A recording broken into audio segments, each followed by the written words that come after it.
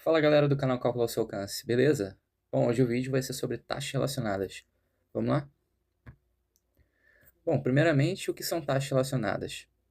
Em muitos problemas práticos, temos duas ou mais variáveis que estão relacionadas entre si. A ideia aqui é calcular a taxa de variação de uma grandeza em termos da taxa de variação da outra. Por exemplo, quando bombeamos ar para dentro de um balão, tanto o volume quanto o raio do balão crescem, e suas taxas de crescimento estão relacionadas. O procedimento é achar uma equação que relacione as duas grandezas e então usar a regra da cadeia para derivar ambos os lados em relação ao tempo. Se o raio do balão cresce no tempo, o seu volume também crescerá. Então vamos para um exemplo para entender melhor. Bom, eu trouxe aqui um exemplo bacana para a gente. Ar está sendo bombeado para um balão esférico, de modo que seu volume aumenta a uma taxa de 100 centímetros cúbicos por segundo.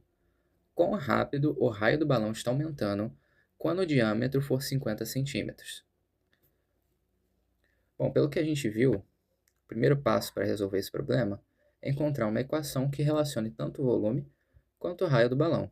Como o enunciado nos diz que o balão é esférico, a gente pode usar a equação do volume de uma esfera, que vai nos dar que, sendo V o volume e R o raio, o volume é igual a 4 terços de π r ao cubo. O segundo passo é derivar implicitamente em relação ao tempo ambos os lados da equação. Então vamos fazer isso. Fica dv dt é igual a 4πr ao quadrado dr dt. Bom, agora o problema já nos deu a taxa com que o volume aumenta em relação ao tempo t, que é 100 centímetros cúbicos por segundo, e já nos deu também o raio. Ah, mas está escrito diâmetro. Beleza, mas o diâmetro nada mais é do que duas vezes o raio. Se o diâmetro é 50 centímetros, raio 25. Então, substituindo aqui na expressão, a gente vai ter que dv dt igual a 100, raio igual a 25. Então, nós temos que, isolando, né, dr dt, dividindo ambos os lados por 4πr ao quadrado, a gente vai chegar aqui dr dt, substituindo os valores, fica 1 sobre 4π 25 ao quadrado vezes 100, que isso dá 1 sobre 25π. Beleza? Tranquilo, basicamente o que a gente fez foi achar, né, qual foi o passo a passo aqui da resolução desse problema. Basicamente, a gente só encontrou uma equação que relacionava tanto o volume quanto o raio do balão, derivou ambos os lados em relação a t e substituiu os valores dados no enunciado. Tá? Então, nada de muito complicado. Vamos agora para o exemplo 2. Beleza, exemplo 2. Uma escada de 6 metros de comprimento está apoiada em uma parede vertical. Se a base da escada começa a deslizar horizontalmente a uma razão de 0,6 metros por segundo, com que velocidade o topo da escada percorre a parede quando está a 4 metros do solo? Bom, vamos para a solução do problema. Solução passo a passo. Bom, o primeiro passo é a gente encontrar uma equação, né, que relacione as variáveis. Então, a gente pode relacionar por Pitágoras, né? Ele está me dizendo que a escada está apoiada numa parede vertical, então isso forma um triângulo retângulo, né? Tanto o solo quanto a parede formam um ângulo de 90 graus. A escada seria, né, a nossa hipotenusa. Então, relacionando por Pitágoras, se essa escada tem 6 metros de comprimento, fica x ao quadrado mais y ao quadrado é igual a 36. Segundo passo é a gente derivar implicitamente em relação ao tempo, um dos lados da equação. Fazendo isso, o que a gente vai encontrar? A gente vai encontrar aqui, né, usando a regra da cadeia, 2x vezes dx dt mais 2y dy dt igual a zero, né? A derivada de constante é zero. Bom, o problema, ele já nos dá dx dt, né? Porque esse x é o solo, e ele nos diz que a escada começa a deslizar horizontalmente a uma razão de 0,6 metros por segundo.